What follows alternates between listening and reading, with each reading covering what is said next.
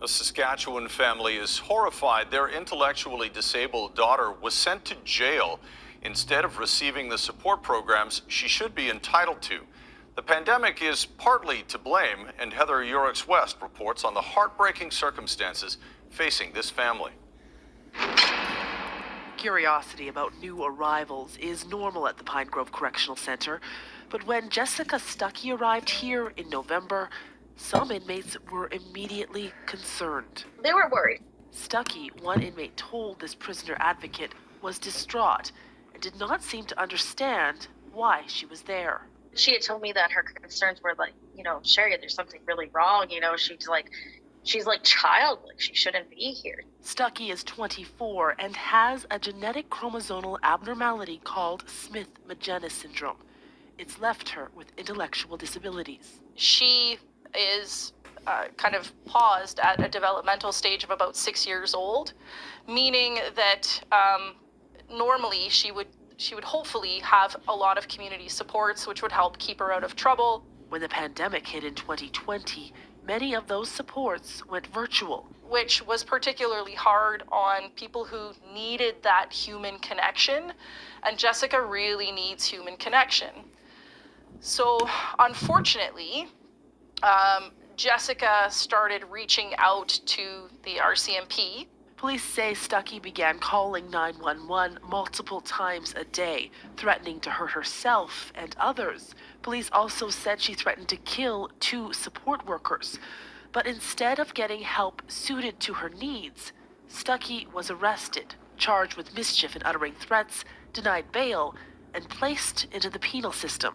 Unbelievable. We got street poopers outside of our door that can do whatever crimes they want, still bites. But in a way, given her syndrome, she's like a 6-year-old. They put a 6-year-old, mentally 6-year-old. A medical assessment was court-ordered, but because the nearest psychiatric hospital was full, Stuckey ended up at Pine Grove, a correctional we can house center 73,000 war proxy Ukrainians, but not look after our own people.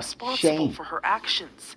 Now Thank you, she's in a Ukraine, for everything we're paying until for. a provincial review board determines her fit for release. I'm horrified, honestly, that she would spend so much time in remand. There must be a better way when we know that someone is struggling with such a disability.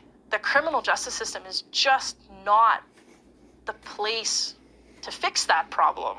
Stuckey's psychiatrist agrees. Just another shame for Canada. Dr. Ken Harrison they would love to Jessica's euthanize her too, hey? Disability is not something that can be treated in an acute stabilization psychiatric hospital setting, as there is nothing with her intellectual disability to stabilize. Instead, he's been recommending she receive intensive community supports through a Regina-based organization for the past 2 years. Just ashamed of Canada. Every effort to access enough provincial funding for Jessica to enter the program have failed.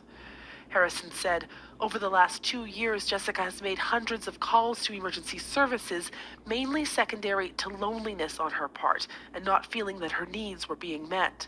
Subsequently, with some of the defining characteristics of Smith-Magenis syndrome being impulsivity and a tendency towards aggression, this culminated in the charges that were eventually filed. In a statement, a Saskatchewan ministry spokesperson tells Global News the province partners with third-party service providers to intellectually disabled adults in a way that best suits their individual needs, adding, quote, "We want Jessica Stuckey and her family to know we understand their concerns." Yeah, that's why you have Bill C-7. Support. But that support, Jessica's mother says, has only led Jessica to the criminal justice system. She's got so many questions. She doesn't really understand what's happening. I don't know whether to encourage her or discourage her, or I don't know what to do. That is sad. It's why she's making her daughter's experiences public, hoping the next time someone with intellectual disabilities needs help, they don't end up in handcuffs instead. Heather Urix-West, Global News. Unbelievable. Shame on you, Winter Canada. officially arrives tomorrow, but southern British